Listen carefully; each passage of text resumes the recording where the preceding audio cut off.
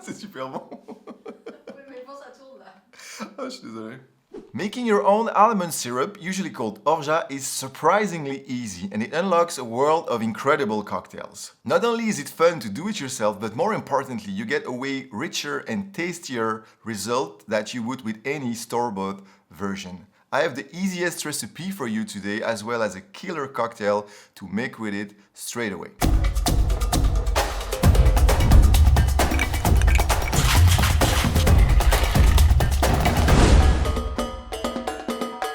Orgeat is usually associated with tiki drinks and tropical cocktails, and it does an excellent job in there, but actually it's a very versatile ingredient that you can use in many different styles of cocktails, and that's exactly what we're gonna do over the next few videos. You can actually make orgeat with any kind of nuts. The craziest versions are out there, like the avocado pit orgeat. You can use pistachios, sunflower seeds, macadamia nuts, you name it. Oats is actually a good option for people allergic to nuts. All of those are gonna, of course, have a different flavor profile.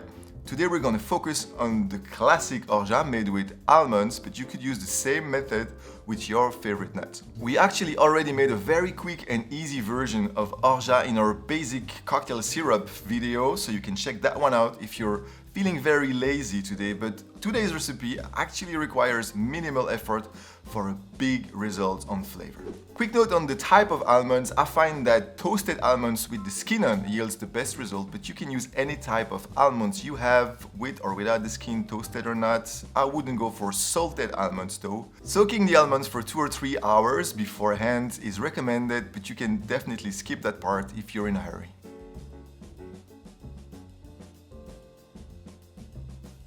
In a blender, I start with 200 grams of pre-soaked almonds together with 600 grams of water. So 1 part almonds to 3 parts water by weight.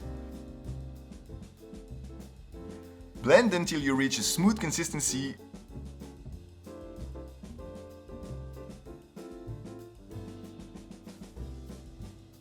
Then simply strain with a nut meal bag or cheesecloth or anything similar.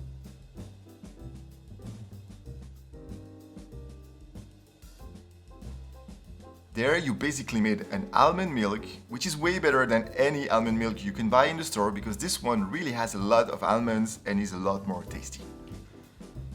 Don't throw away the pulp, it's still full of flavors. You can use it for desserts, cookies, or in smoothies. Now weight your almond milk and simply add the same weight in sugar. Optional but recommended, it is common to add orange blossom water and rose water in orgeat. For this recipe I use 5 drops of each. Don't go too far, this stuff is really powerful. No need to heat it up, simply blend or shake manually until the sugar is totally dissolved, and there you have a magnificent orgeat, aka almond syrup.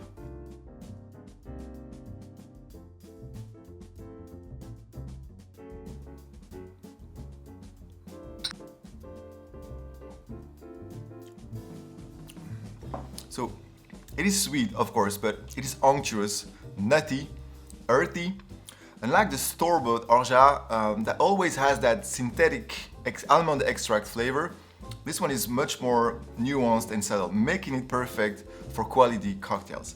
I say if you spend time, money, and energy gathering quality ingredients for your bar, it's only natural that you aim for the best quality for syrups too, and this is exactly what we did here. Now, to be honest, I used the easy version with almond milk and almond extract many times at home, but this version, for a minimum of efforts, makes a big difference on flavors. So pick your version according to the time and energy you have. So now that we made a delicious orgeat, I could not finish this video without referring to probably the most iconic orgeat-based cocktail, the Mai Tai. But we're not making a classic Mai Tai, I think that deserves a whole video. So we're making my favorite variation on the Mai Tai. Here is how to make the Bitter Mai Tai.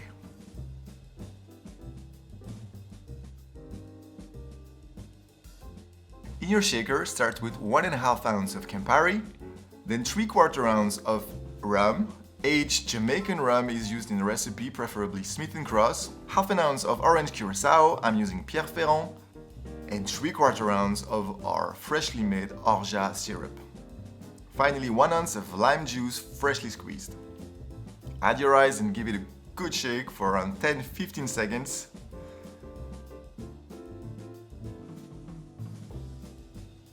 I'm gonna serve this one in a big global glass filled with crushed ice. For garnish, a mint bouquet and a little lime wheel will do the trick.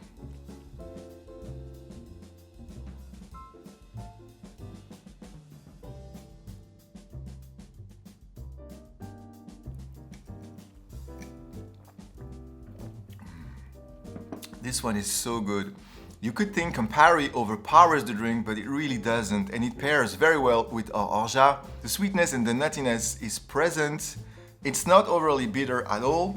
The rum addition is really important in this one. If you're gonna substitute, I would advise to use something high proof and funky like the Smith & Cross. You really taste it, and it really brings the final touch to this drink, in my opinion. So we very much keep the spirit of a Mai Tai with a very welcome touch of bitterness. If you are someone like Malak, who's behind the camera, who loves a touch of bitterness in their cocktail and who loves Campari, this drink is definitely for you.